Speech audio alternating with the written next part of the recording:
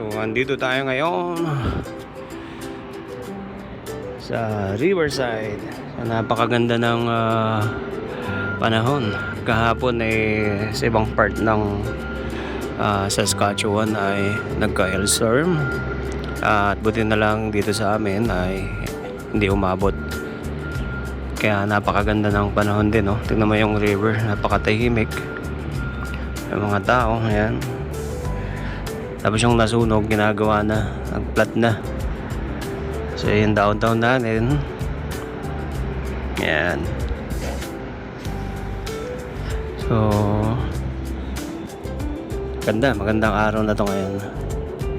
Medyo makulimlim lang ng konti, pero yung sa baba,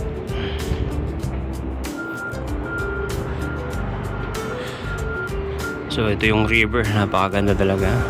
Ang gandang pagmasdan. So yun lang, maraming salamat. Mabuhay po kayo dyan sa Pilipinas at ingat po.